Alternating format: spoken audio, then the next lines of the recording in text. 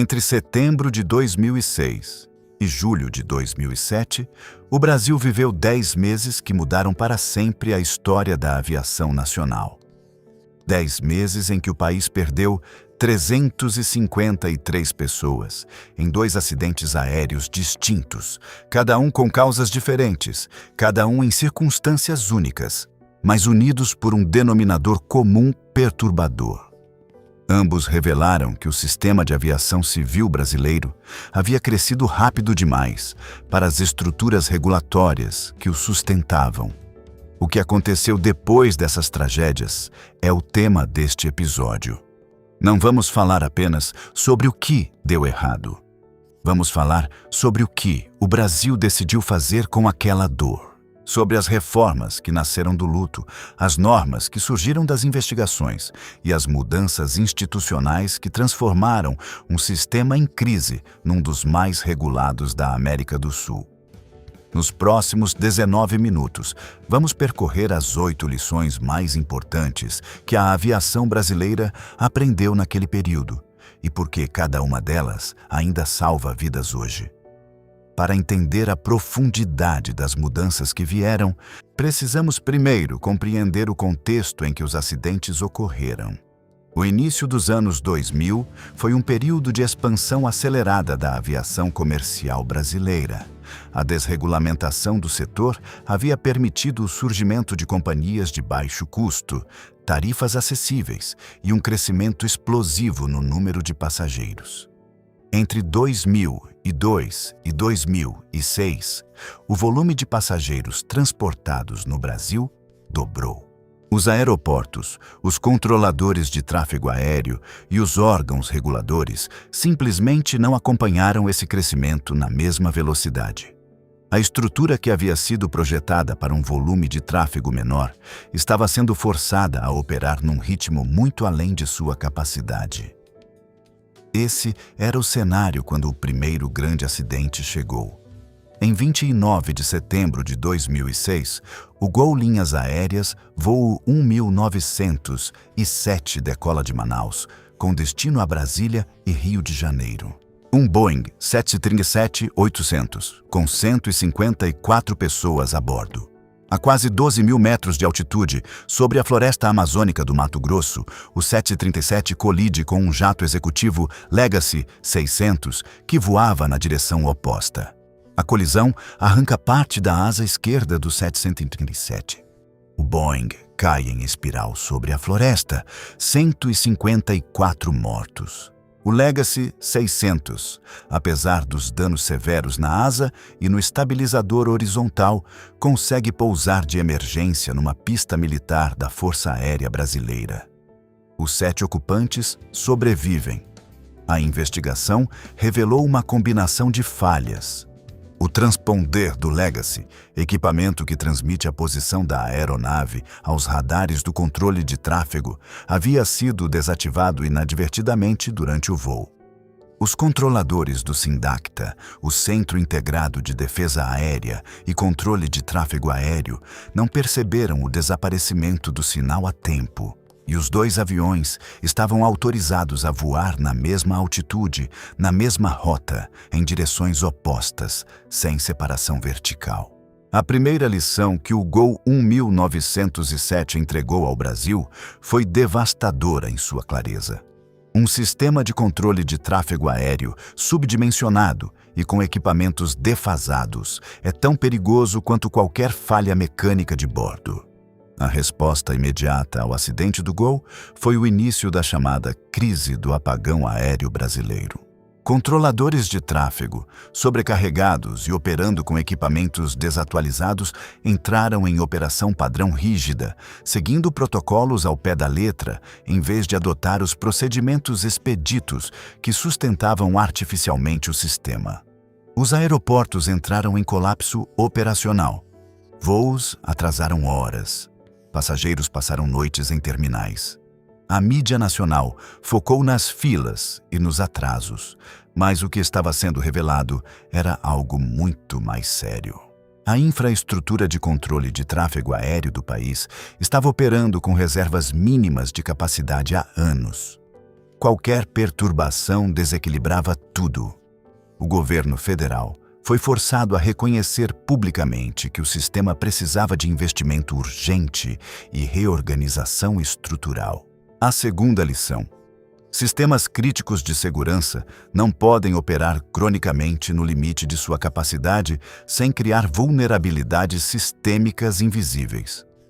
A Agência Nacional de Aviação Civil, a ANAC, havia sido criada em 2005 para substituir o DAC, o Departamento de Aviação Civil, numa reformulação regulatória que ainda estava em andamento quando os acidentes chegaram. A agência estava literalmente montando seus processos enquanto a crise explodia. O que isso revelou foi a terceira lição. Agências regulatórias precisam de tempo de maturação institucional antes de enfrentar crises de grande escala. A ANAC foi criada no modelo certo, inspirado nas agências regulatórias internacionais, mas sem o prazo necessário para consolidar seus processos antes de ser testada ao extremo. Chegamos ao momento central desta narrativa. Em 17 de julho de 2007, 10 meses após o acidente do Gol, o TAM Linhas Aéreas, voo 3054, decola de Porto Alegre com destino a São Paulo, Congonhas. Um Airbus A320 com 199 pessoas a bordo, mais 6 pessoas no solo que seriam atingidas pelos destroços. A pista de Congonhas estava molhada após chuvas intensas. A pista 28 esquerda de Congonhas era conhecida por ser curta para as condições de operação do A320 em tempo adverso.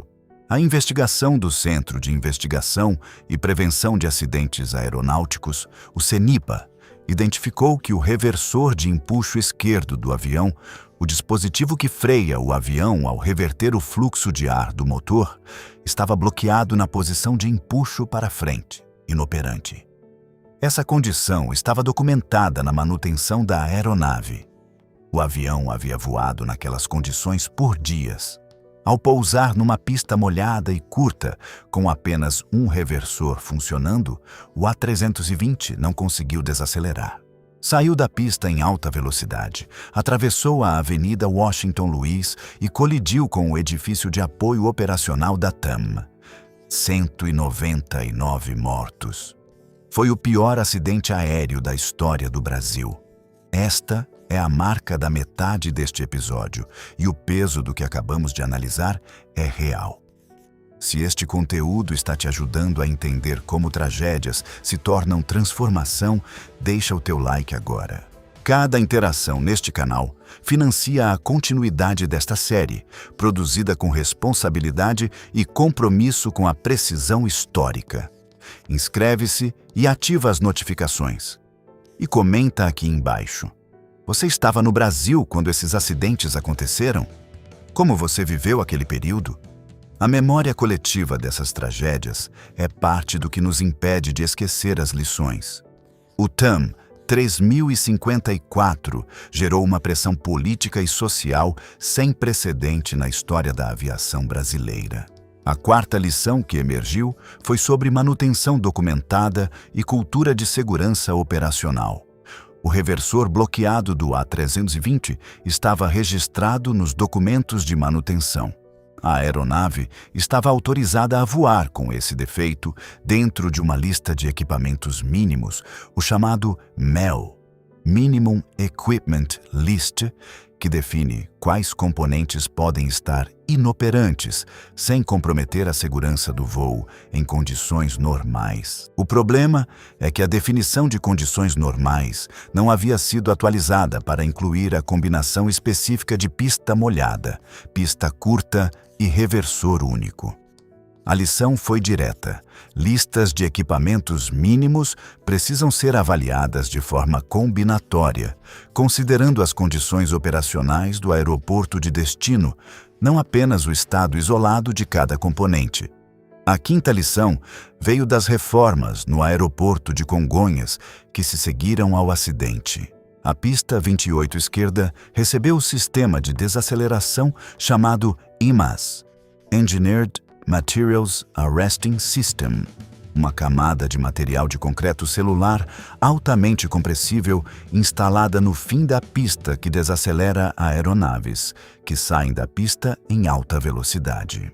Congonhas passou por um processo de reformulação completa de suas operações, com restrições de peso máximo de aeronaves, proibição de operação noturna em determinadas configurações e revisão dos procedimentos de pouso em condições de pista molhada.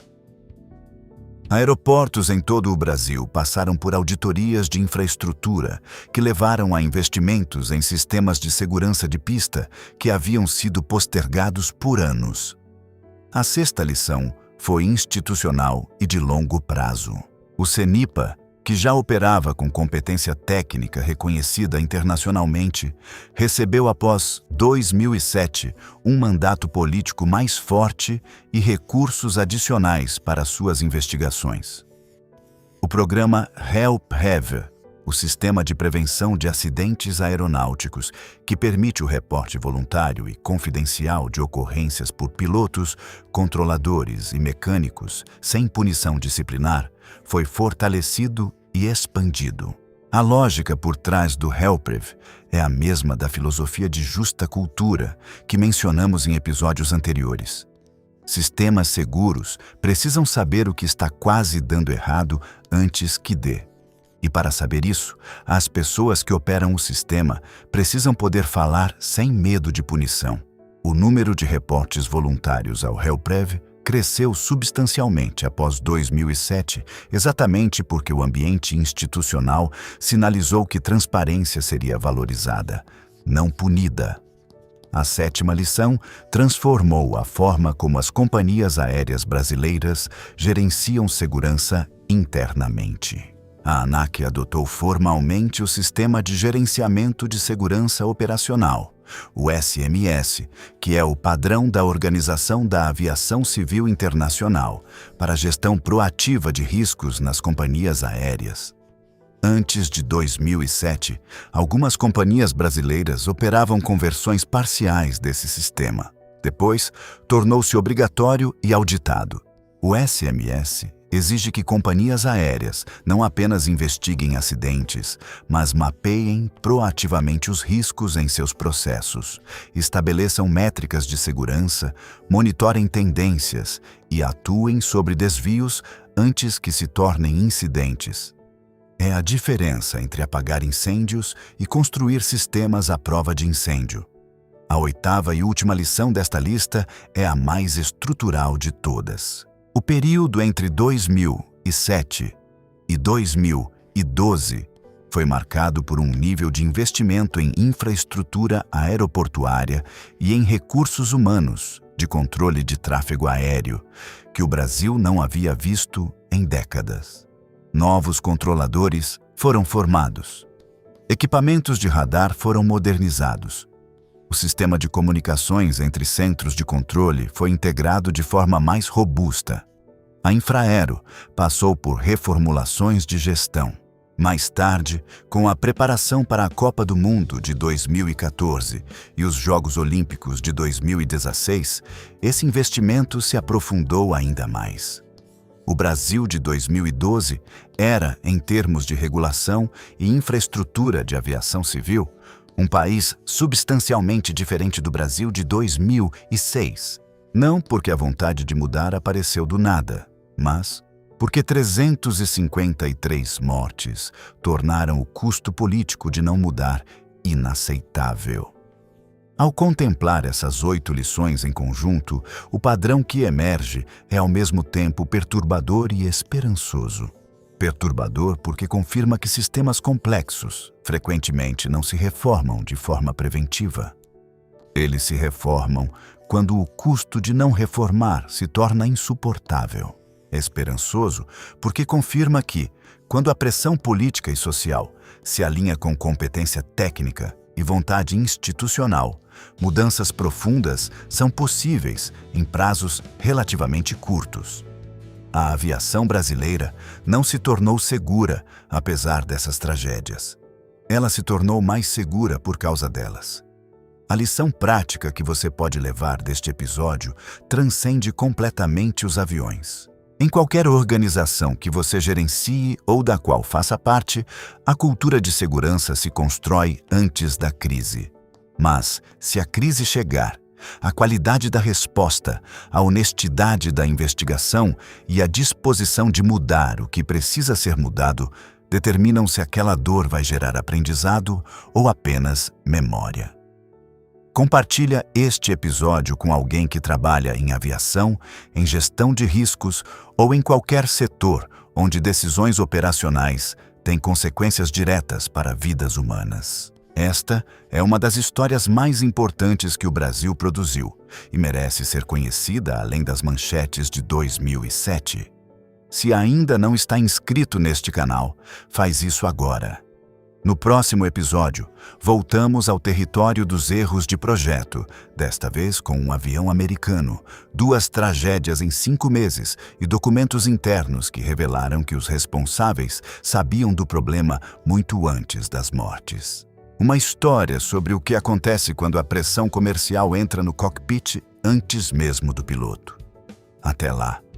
353 nomes. 8 lições. Um país que escolheu aprender.